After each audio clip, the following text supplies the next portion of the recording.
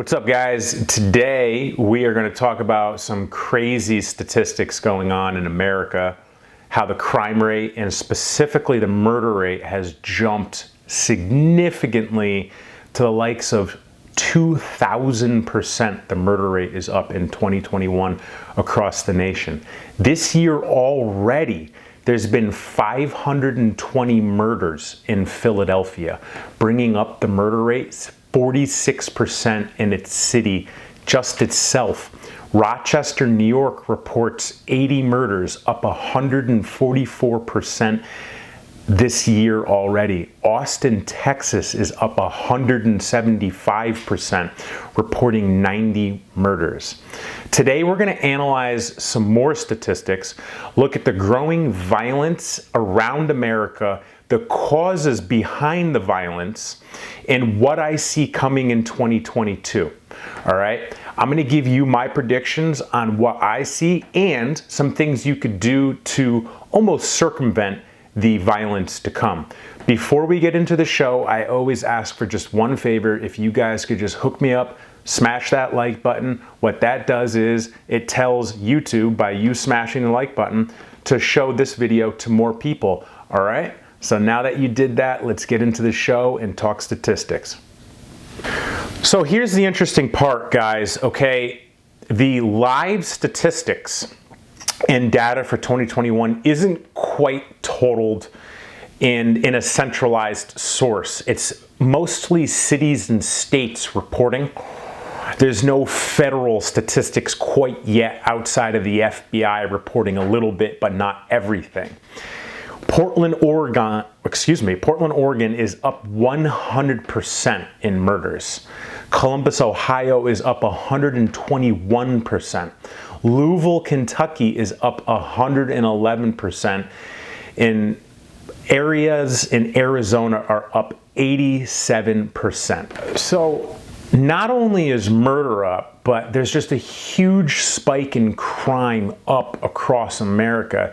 And there's this not necessarily new, but a very common style of crime that's happening lately that local news stations are showing. It's called a smash and grab.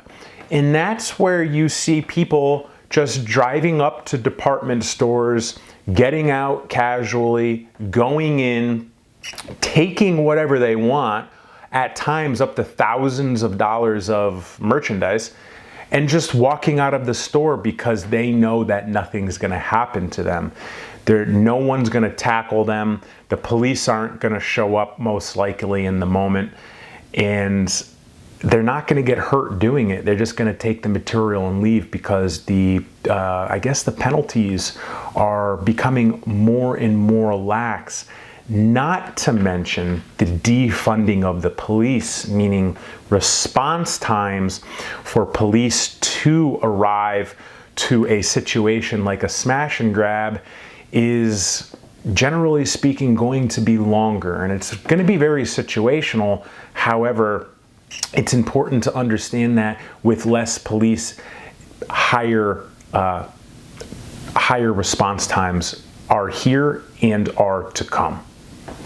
Specifically, when it comes to defunding the police, we find this very high, or a very high rate of defunding the police in blue cities and states.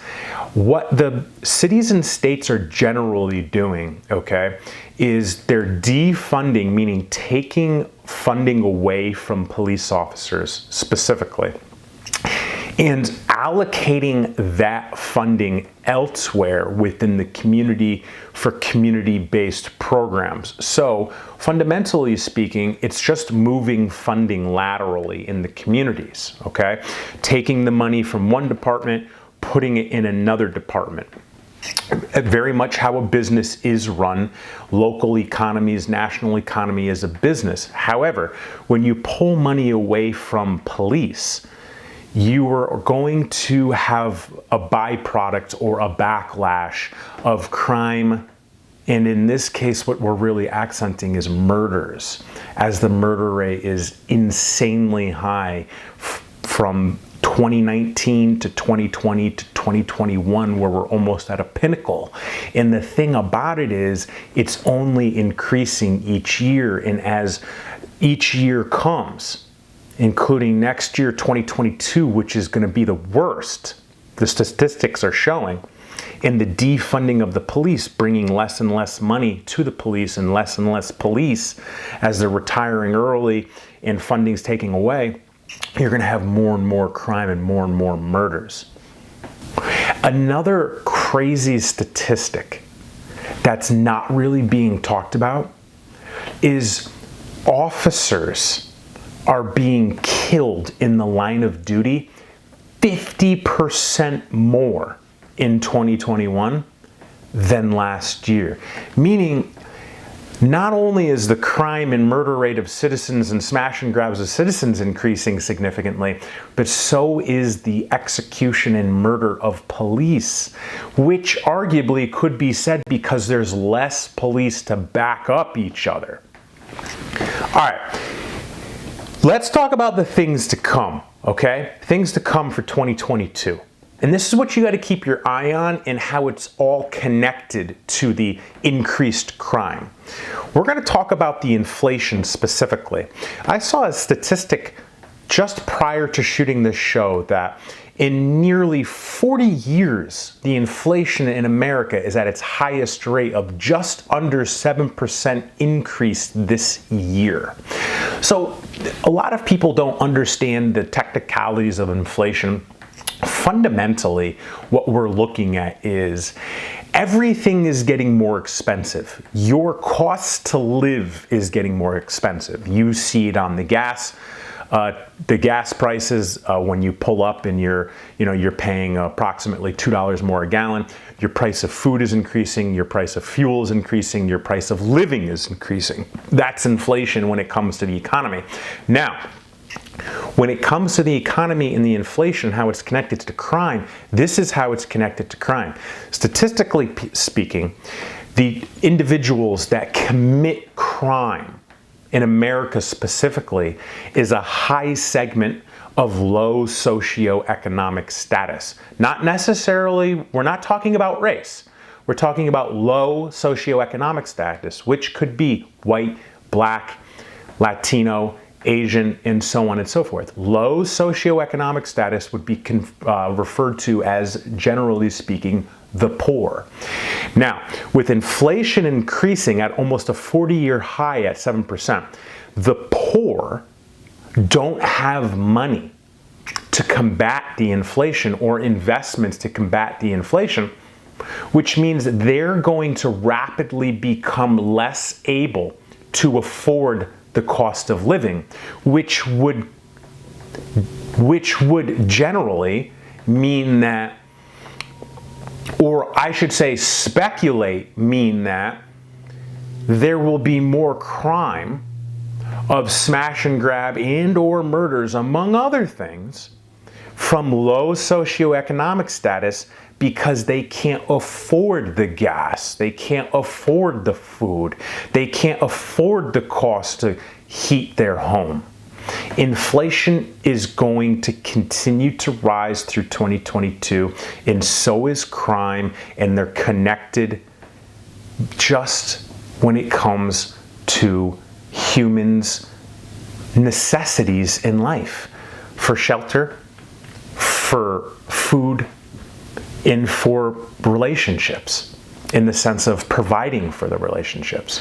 So, inflation's coming, we know that. Crime's going to increase, we know that. Whether you agree with the speculation of it's going to come from the low socioeconomic status or not, that's on you. This is what I see, and this is why I report on it, and that's why I offer it to you. It's up to you to agree or disagree. I don't claim to know everything. However, my track record for the past 2 years of calling what's going to be happening is pretty damn good. Now, here are some things that you could do to combat the increased crime rate, specifically to protect yourself personally, okay? So let's talk about it. I broke it into a few segments here, 3 segments. Personally, what are some things you can do to be more secure? Well, let's look at your home, okay? Let's look at your home or your apartment or whatever it might be. You can install a security system, ADT. There's all sorts of different types of security systems. You could put cameras not only on your doorbell like a Ring, but throughout your home on the inside and on the outside. You could get a dog. I saw a statistic somewhere that said that the majority of would-be thieves or robbers of homes are deterred mostly by barking dogs. You could also buy guns to protect your home. Let's say you're a business owner, okay? If you're a business owner, let's say you have a lot of money on inventory and you're an easy target because your staffing is low and you're trying to keep costs low and you have a lot of inventory on hand. You could do the alarm system, you could do the cameras, you could also look into armed security guards or hire police to provide security. I've been in positions where police worked at bars on the weekends for extra security. That's if you're a business owner. Let's focus on the personal piece just for a second, the third piece. If your state allows it, I would exercise your Second Amendment right to carry a gun. I personally am pro Second Amendment. I personally have been around weapons my entire life, including in the military. I carry a weapon everywhere I go unless it's not allowed, like in a federal building. In the state of Connecticut, as I'm legally allowed to do so. I've never pulled my weapon out on anyone as a citizen of the United States of America. In the military, it was a very different situation. So the point is, just because you have a weapon doesn't mean you're going to pull it out and use it. However, with the increased murder rates and the increased crime rates, having a weapon, especially if your life is being put on the line or your family's life is being put on the line, I guarantee you, knowing from experience, you will be much safer with a weapon than without. Also, let's just say you're not a fan of weapons, and that's okay. That's your right to not be a fan of weapons. There is another alternative. I'm highly trained in the art of war and hand-to-hand combat. I will tell you that through my personal experience, one of the best things that you could do to learn how to protect yourself is martial arts as an overall practice. Specific martial art is jiu-jitsu. Jiu-jitsu is a serious combat sport that can save your life. And jiu-jitsu doesn't teach to kill, it teaches to subdue and teaches to protect yourself from would-be attackers. All right, guys, in closing, I gave you statistics, I gave you reality, I gave you my predictions. I only hope that I prepared the content to deliver to you to be aware of. If you have any questions, drop it in a comment below. If you learned anything today, consider subscribing to the channel, smash that like button, and if you want to support the show, check out my new book. That's what I got for you guys this week. I'll see you next time.